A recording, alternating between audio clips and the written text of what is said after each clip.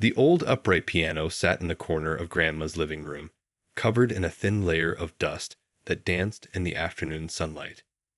7-year-old Maya would often stare at it during her visits, wondering about the stories hidden behind its worn wooden panels. That summer afternoon in 2005 changed everything, when she finally gathered the courage to lift the creaky fallboard. The first note she pressed rang through the quiet house like a bell, making her jump. But something about that sound pulled her in, like it was calling out to her. Soon, her small fingers were exploring the keys, trying to make sense of the black and white pattern that stretched before her.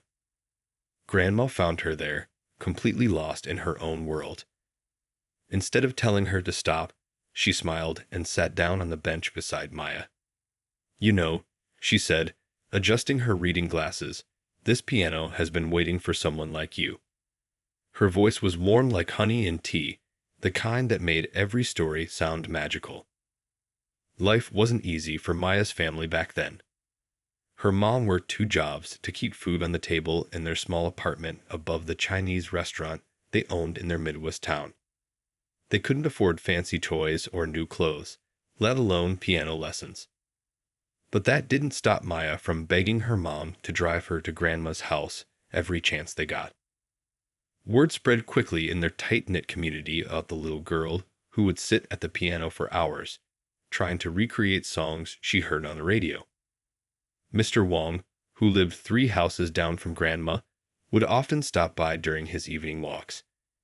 He'd stand in the doorway, listening, until one day he introduced himself as a retired piano teacher. "Your daughter has a gift," he told Maya's mom one evening. The way he said it made it sound important, like finding treasure in their own backyard. When he offered to teach Maya for free, her mom started crying right there in Grandma's living room. Maya didn't understand why at the time, but later she would learn about the weight of kindness and how it could change the course of someone's life. Those first lessons with Mr. Wong were like solving puzzles. He taught her about rhythm by having her tap out beats on the kitchen table. Notes became friends with personalities, the steady, reliable middle C, the bright high notes that reminded her of stars, and the low notes that rumbled like summer thunder. Maya's favorite times were the early mornings before school, when she'd practice while her mom prepared for the day at the restaurant. The smell of coffee would mix with the sound of scales, and sometimes her mom would hum along while chopping vegetables. These quiet moments, filled with music and morning light, became the foundation of who she would become. Not everything came easily. Her small hands struggled to reach certain chords, and some days the notes just wouldn't cooperate. But there was something about the challenge that made Maya more determined. Mr. Wong noticed this spark in her, the way she would scrunch up her nose and try again and again until she got it right. That first year, Maya learned more than just how to play the piano. She learned about patience from Mr. Wong, who never rushed her even when she made the same mistake 20 times in a row. She learned about dedication from her mom, who would take the long way to work just to drop her off at Grandma's for practice.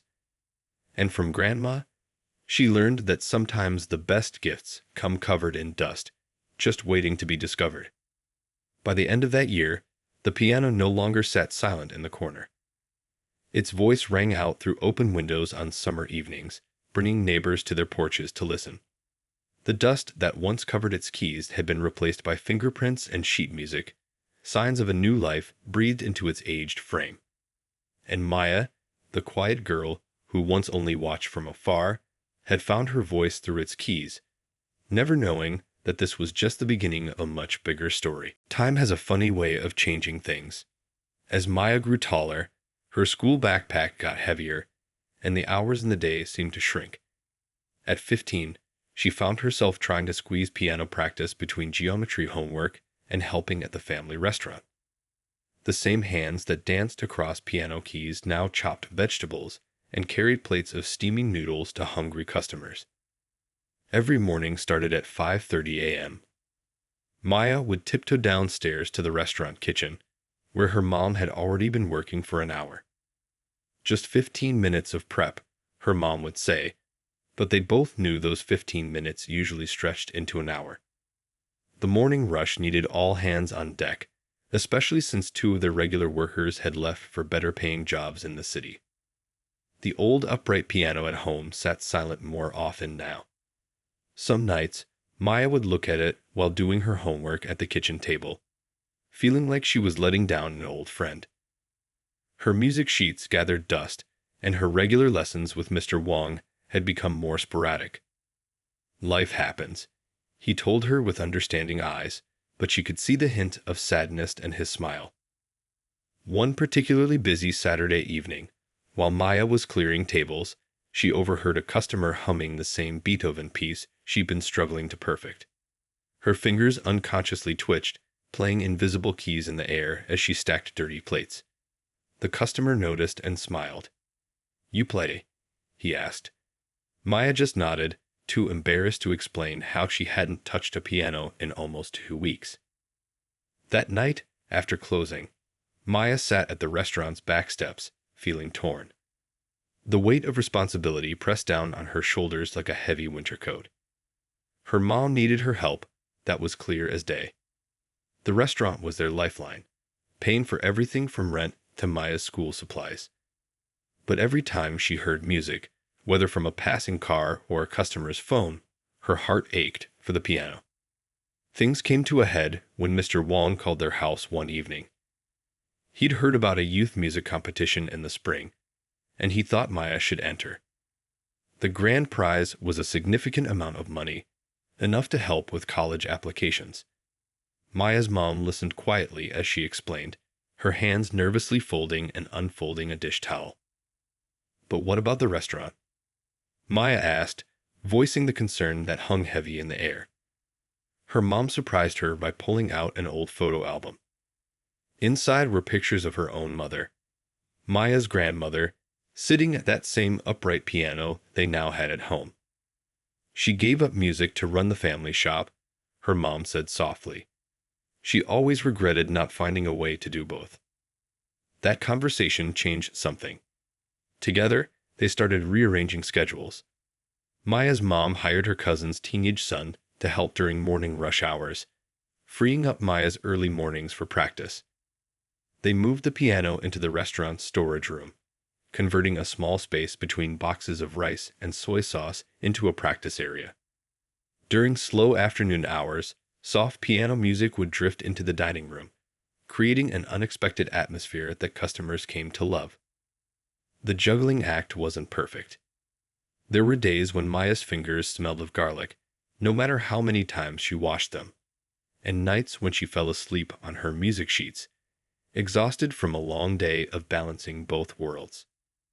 But somehow, the challenge made both the music and the work more meaningful. Mr. Wong started coming to the restaurant more often, ordering his usual noodle soup and staying through the afternoon lull to give Maya mini lessons between customers. He taught her how to practice efficiently, making the most of the short time slots she had. "Music isn't about the hours," he would say, tapping his temple with a knowing smile. "It's about the heart you put into each minute." As winter turned to spring, Maya found her rhythm. Her mom would beam with pride when customers complimented both the food and the music. The restaurant became more than just a place that served meals. It became a space where dreams could coexist with duty, where the aroma of good food mixed with the sound of classical music, creating something uniquely their own. Everything changed on a Tuesday morning. Maya had just received the letter she'd been dreaming about for years, a full scholarship to the National Music Academy. The envelope sat on the kitchen counter while she helped prep for the lunch rush, her heart floating somewhere near the ceiling. But life has a way of rewriting our stories when we least expect it. That same afternoon, while Maya was playing her practice piece in the storage room, she heard a crash from the kitchen. Running out, she found her mom on the floor, conscious but unable to speak clearly. The ambulance arrived within minutes, but those minutes felt like hours. Maya held her mom's hand the whole way to the hospital, watching the strong woman who had always been her rock struggle to form words. The doctors called it a stroke. They used big medical terms that Maya had to look up on her phone later, But what it really meant was simple and scary. Everything was different now. Her mom would need weeks of rehabilitation, maybe months. The scholarship letter, still unopened on the kitchen counter, seemed like it belonged to another lifetime. Mr. Wong came to the hospital that evening, bringing soup that was still warm from his wife's kitchen. He sat with Maya in the waiting room, not saying much, just being there. When Maya finally opened up about the scholarship, tears mixing with her words, he listened with the same patience he had shown during all those piano lessons. Sometimes life makes us play a different tune than the one we practiced, he said, his voice gentle. But that doesn't mean we stop playing altogether. The next few days were a blur of hospital corridors, insurance papers, and worried relatives.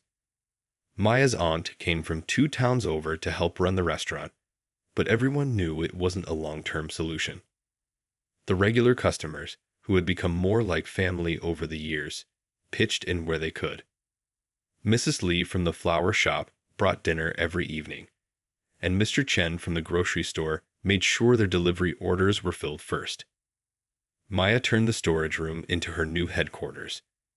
She pushed the piano against the wall to make space for a small desk where she could do her homework between caring for her mom and helping at the restaurant.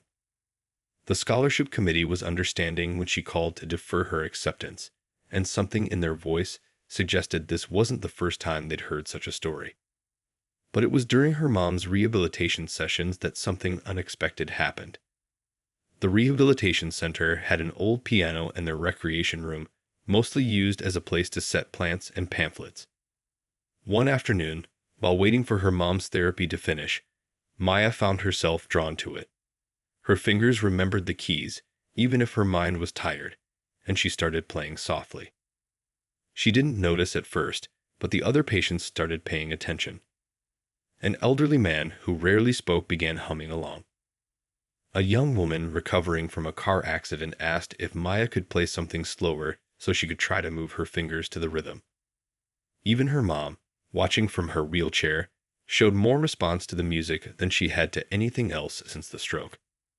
The therapists noticed too. They started asking Maya if she would mind playing during some of the sessions.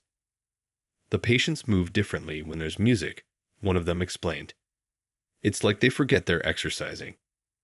Maya discovered that certain rhythms helped people walk more steadily, while other melodies seemed to help with hand coordination exercises. Her practice sessions took on new meaning. Instead of preparing for concerts or competitions, she was learning how to match music to movement, how to read a room and understand what sound it needed. The storage room piano gathered dust as she spent more time at the rehabilitation center, but somehow this felt right. 1 month turned into 2, and slowly things began to change. Her mom started forming clear words again, then sentences. The first full sentence she managed was, "Maya, play that song again." It wasn't perfect pronunciation, but it was enough to make Maya cry right there at the piano, her tears falling on the keys while her fingers kept playing, because that's what musicians do. They keep playing through everything. The rehabilitation center's piano became Maya's new teacher. Each day brought new lessons, not from sheet music, but from the people around her.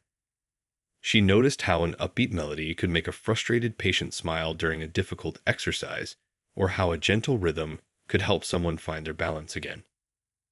One morning, while playing a simple tune she'd composed, Maya noticed a young boy watching from the doorway. He hadn't spoken since his accident 3 weeks ago, according to his therapist. His mom stood behind him, her hand on his shoulder, hope and worry mixing in her eyes. Maya switched to a playful melody, the kind that reminded her of cartoon theme songs. The boy's fingers started tapping against his wheelchair. "Would you like to try?" Maya patted the bench beside her. After a moment's hesitation, his mom wheeled him over. Maya showed him how to play a simple pattern with one finger. At first, he just watched, but then, slowly, his hand reached out. The note he played wasn't part of any song, but it was the most beautiful sound Maya had heard all week. His mom started crying when he whispered, "Again." These moments changed something in Maya. She started researching music therapy online, staying up late after restaurant shifts to read articles and watch videos. She learned about how different types of music affected the brain, how rhythm could help rebuild movement patterns, how melody could unlock memories and emotions. Her mom's recovery became intertwined with these discoveries. During their private practice sessions at home, Maya would play their old favorite songs, watching her mom struggle but ultimately succeed in singing along. The words might not have been perfect, but the melody helped them find their way out. Other patients' families started asking Maya for advice. What music might help with this exercise? Could she suggest songs for their loved ones? Mr. Wong visited regularly, bringing not just soup now, but also books about music therapy he found at the library. "You're doing more than playing music," he told her one afternoon, watching her help an elderly patient tap out a rhythm. "You're building bridges where people thought the road had ended." The rehabilitation center's director noticed too. She asked Maya to expand her informal sessions into a regular program. Twice a week became 3 times, then 4. Maya learned to adapt classical pieces into simpler patterns that patients could play even with limited mobility. She discovered that even those who had never touched a piano before could find joy in making music. One particularly memorable session involved a group of stroke survivors, including her mom, attempting to play "Twinkle, Twinkle, Little Star" together. None of them could manage the whole song alone, but together. One person playing the first note, another the second, and so on. They created something complete. The laughter and tears that followed taught Maya that music wasn't just about perfect performances, it was about connection. The restaurant adjusted to this new rhythm too. Regular customers got used to Maya rushing and still humming therapy songs, and her aunt stepped up to help more with the daily operations. They moved the piano from the storage room to a corner of the dining room, and on quiet evenings, Maya would practice there, developing new melodies for her therapy sessions while customers enjoyed their meals. Word spread about the girl who could make healing sound like music.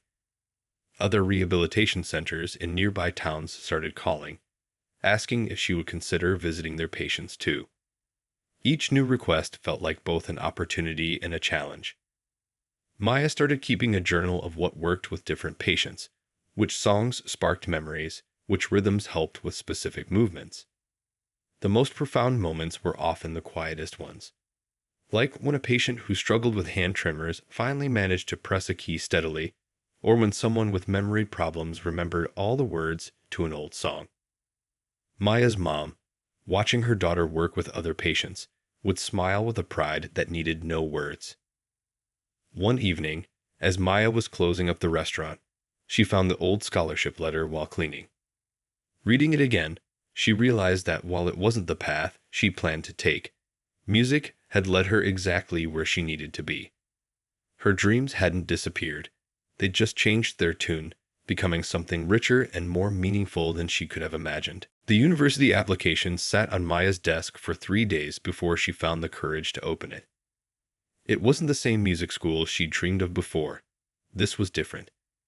The program combined music performance with therapy studies, something she hadn't even known existed a year ago. Her mom, whose speech had improved enough to have long conversations again, sat with her as she filled out the forms. "Look how far we've both come," her mom said, pointing at the section where Maya listed her experience. The informal therapy sessions at the rehabilitation center had grown into something bigger than anyone expected. Maya had notebooks filled with observations, techniques she'd discovered by accident, and stories of breakthroughs both big and small. Mr. Wong helped her record her audition video in the rehabilitation center's recreation room. They chose a piece that showed both technical skill and therapeutic awareness. A medley Maya had created that blended classical pieces with simple, healing melodies she developed for her patients. As they watched the playback, her mom wiped away tears. "Your grandmother would have been so proud," she whispered. The acceptance letter arrived on a busy Tuesday. Maya was in the middle of a group session, teaching 3 stroke survivors how to play a simple duet, when her phone buzzed with a message from home. Not only had she been accepted, but they were offering her a partial scholarship based on her unique experience. The challenge would be managing school while continuing her work with patients who had come to depend on her. That's when the Rehabilitation Center's director made an unexpected proposal. "What if," she suggested, "we turned your sessions into an official pilot program? You could study and apply what you learn in real time." The idea took root, growing into something bigger than Maya had imagined. Other students in the therapy program become observe and learn, while she could use her practical experience to enhance her studies. The transition wasn't smooth sailing. Some days, Maya felt like she was speaking two different languages, the academic terminology of her textbooks and the simple, heartfelt language she used with her patients. But gradually, these worlds began to merge. Her professors were interested in her real-world experiences, and her patients benefited from the new techniques she learned in class. One breakthrough came with a patient who hadn't responded to traditional therapy. He was a former music teacher who'd lost his ability to play after a stroke. Maya remembered something from her psychology class about muscle memory and created a series of exercises that built on his years of experience. The day he played his first complete scale, every therapist in the room stopped to watch. The restaurant adapted too. They turned Sunday afternoons into what they called healing harmonies, special events where Maya would demonstrate how music therapy worked. Regular customers brought family members who needed help, and the dining room became a unique space where good food and healing music came together. Her mom, now strong enough to work again, would probably tell anyone who'd listen about how her daughter was pioneering something new. Maya's study schedule was intense. Between classes, patient sessions, and helping at the restaurant, she barely had time to breathe. But every time she felt overwhelmed, she'd remember the elderly man who cried when he could finally control his hands enough to play "Happy Birthday" for his granddaughter, or the young accident survivor who found her voice again through singing exercises. Her notebooks evolved into proper research documentation. What started as simple observations became the foundation for new therapy techniques. Other rehabilitation centers started sending their staff to observe her methods. Maya found herself teaching not just patients, but also other therapists how to incorporate music into their treatment plans. One evening, while practicing late at the rehabilitation center, Maya heard familiar footsteps. It was Mr. Wong, carrying his usual container of soup.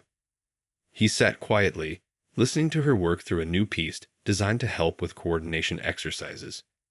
"You know," he said finally, "sometimes the best musicians are the ones who learn to play the heart, not just the notes."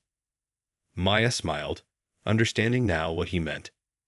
Her music had found its true purpose, not in concert halls, but in the moments when it helped someone take another step forward in their healing journey. The email arrived on a quiet Thursday morning. Maya had to read it 3 times before the words sank in. The International Music and Healing Tour wanted her as their featured pianist. 6 months, 20 cities, performing and teaching her therapy techniques to audiences worldwide. It was the kind of opportunity that could open every door she'd ever dreamed of. But dreams have a way of changing when you're not looking. That same morning, she had 3 therapy sessions scheduled. Her first patient was a 12-year-old boy recovering from brain surgery. He'd been working for weeks to play a simple melody with his left hand, since his right side was still weak. Today was supposed to be the day he'd try it without help. "I can't let him down," Maya thought, setting her phone aside to focus on preparing for his session. The boy's determination reminded her of herself at that age, sitting at her grandmother's old piano, refusing to give up until she got the notes right. The rehabilitation center had grown busier. Maya's program now had a waiting list, and she trained 2 other musicians to help with basic sessions. But her patients still asked for her specifically. They trusted her in a way that went beyond just music. She knew their stories, their struggles, their small victories. That afternoon, while helping an elderly stroke patient find her voice again through singing exercises, Maya's phone kept buzzing with follow-up emails about the tour. They needed an answer soon. The schedule was tight, the contracts were ready, and they promised it would be the opportunity of a lifetime. During her lunch break, she called Mr. Wong. After all these years, he was still a person who could help her see things clearly.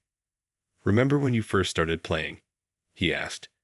"What made you fall in love with music?" Maya thought back to those early days at her grandmother's piano. It wasn't just about the music, she realized. It was about how it made people feel, how it brought them together. The decision kept her awake that night.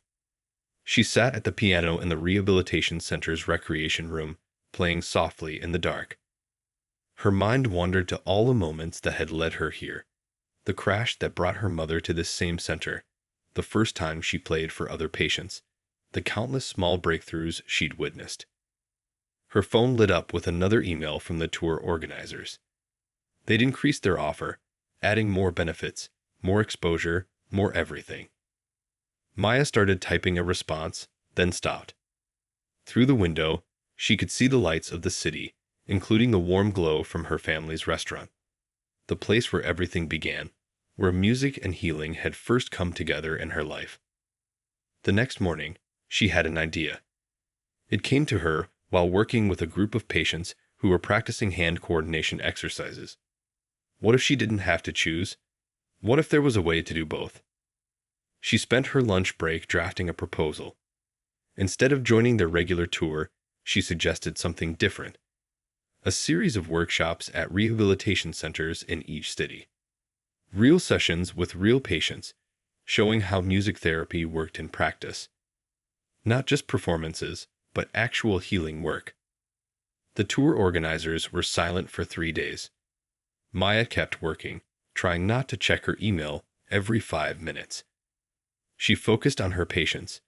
The young boy finally played his melody perfectly, bringing his mother to tears. An elderly woman spoke her first clear sentence in months while singing an old folk song. When the response finally came, it wasn't what she expected. The tour organizers didn't just accept her proposal, they wanted to build the entire tour around it. "Your vision for combining performance with practical therapy work is exactly what the field needs," they wrote. "We want to help you share this with the world." But they had one condition that made Maya smile. They wanted her to start the tour in her hometown, at the same rehabilitation center where everything began. She could already imagine it. Her mother in the audience, Mr. Wong nodding along proudly, her patients showing others how music had helped them heal. That evening, as she closed up the rehabilitation center, Maya sat at the piano one last time.